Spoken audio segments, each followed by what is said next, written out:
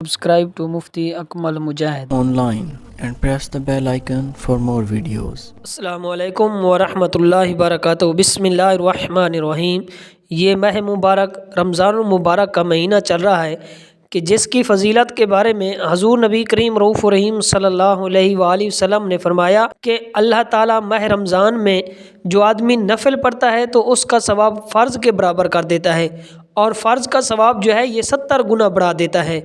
इतनी बाबरकत महीना है तो हमें इस बाबरकत महीने में तहज्जुद का एहतमाम लाजमी करना चाहिए, क्योंकि तहज्जुद के बारे में हज़ूर नबी करीम रऊफ़ रहीम सल्लल्लाहु अलैहि वसल्लम ने फरमाया कि अल्लाह ताला को 5 नमाज़ों के बाद जो सबसे ज़्यादा नमाज जो पसंद है वो तहज्जुद की नमाज है, कि नवाफिल में फ़र्ज़ों के बाद सबसे ज़्यादा जो पसंदीदा नमाज है, फ़जीलत वाली अज़मत वाली नमाज है, वो तहज्जुद की नमाज है।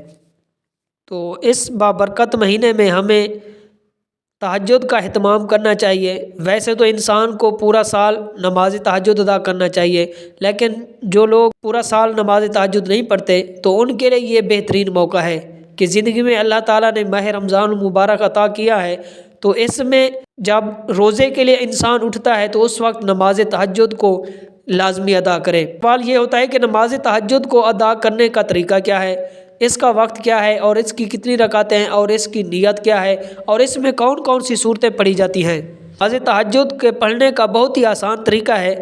तो सबसे पहले कि इसका वक्त कब शुरू होता है और कब ख़त्म होता है। तो नमाज तहज्जुद का वक्त जो है ये अशा के फ़र्ज़ अदा करने के बाद शुरू हो जाता है और सुबह सहरी तक, यानी तलुए फजर से पहले पहले इसका वक्त जो है ये मौजूद रहता है, कि जब हम रोज़ा बंद करते हैं सहरी का वक्त ख़त्म हो रहा होता है तो उस वक्त तहज्जुद का वक्त भी ख़त्म हो जाता है। तो इसका वक्त जो है ये अशा के नमाज के बाद शुरू हो जाता है और जब सहरी का वक्त ख़त्म होता है तो तहज्जुद का वक्त भी ख़त्म हो जाता है। हदीस पाक में है कि हज़ूर नबी करीम रऊफ़ रहीम सल्लल्लाहु अलैहि वसल्लम कम से कम इसकी 2 रकातें पढ़ते थे और ज़्यादा से ज़्यादा 8 रकातें। जो हमारे बुज़ुर्ग हैं अल्लाह के वली होते हैं तो वो 12 रकातें भी उनसे साबित हैं। तो कम अज़ कम इसकी 2 रकातें, ज़्यादा से ज़्यादा आप 12 रकातें भी पढ़ सकते हैं। तो ये इसकी रकातें हैं। तो इनके पढ़ने का आसान तरीका है कि सबसे पहले आपने नियत करनी है, कि नियत जो है दरअसल ये दिल के इरादे का नाम है, कि आपने तहज्जुद के लिए इरादा किया, उठे, वज़ू किया, तो यही नियत भी काफ़ी है। और ज़बान से नियत करना ये मुस्तहब अमल है। तो ज़बान से हम इस तरह अल्फाज अदा करेंगे कि मैं नियत करता हूँ 2 रकात नमाज तहज्जुद की, मुँह तरफ खाना काबा शरीफ के, बंदगी अल्लाह ताला की, अल्लाहु अकबर कहकर आपने नमाज तहज्जुद को शुरू करना है।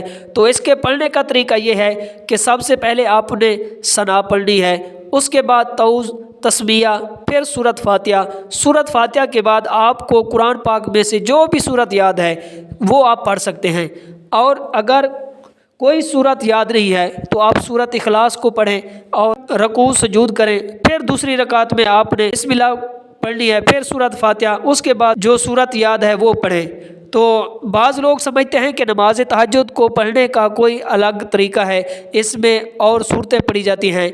तो आपको जो भी सूरतें याद हैं तो वही आप पढ़ सकते हैं, कि इसके लिए कोई ख़ास सूरतें मुकर्रर नहीं है कि बस वही आप पढ़ सकते हैं। नहीं, जो भी आप कुरान मजीद में से चाहें वो पढ़ सकते हैं। और कुछ भी सूरतें याद नहीं है, सिर्फ सूरत इखलास याद है तो इसको आप बार बार पढ़ें।